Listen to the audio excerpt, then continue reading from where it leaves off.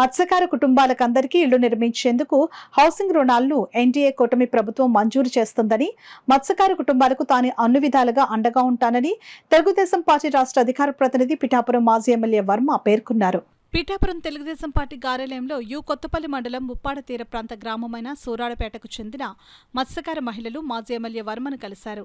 తమకు గతంలో ఇళ్ల స్థలాలు మంజూరు చేశారని, ఇప్పుడు ఇళ్లు నిర్మించుకునేందుకు రుణాలు మంజూరు చేయించాలని మాజీ ఎమ్మెల్యే వర్మను కోరారు. ఈ సందర్భంగా మాజీ ఎమ్మెల్యే వర్మ మీడియాతో మాట్లాడారు.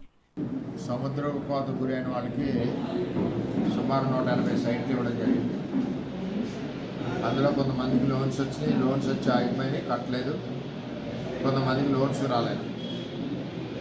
వీళ్ళందరూ కూడా తెలుగుదేశం పార్టీకి పట్టుదలతో పనిచేసిన వ్యక్తులు. మేము కూడా కళ్యాణ్ గారి ఎలక్షన్లో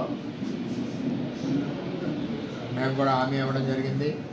రోడ్లు, డ్రైన్లు, అలాగే ఇల్లు లోన్లు రాని వాళ్ళకి ఇల్లు, కొద్దిగా లోన్లు వచ్చి మిగిలిన లోన్లు పడిన వాళ్ళకి బ్యాలెన్సు, అలాగే మంచినీటి సౌకర్యం కల్పిస్తామని చెప్పి పవన్ కళ్యాణ్ గారి ఎలక్షన్లో నేను హామీ ఇవ్వడం జరిగింది. అది కళ్యాణ్ గారి దృష్టిలో పెట్టడం కూడా జరిగింది.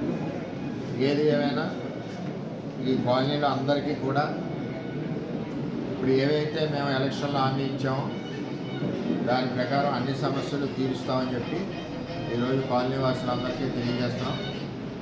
అలాగే మత్స్యకారులకి పట్టాలు రాని వారికి ప్రభుత్వం ప్రకటించింది, పట్టాలు ఇస్తామని.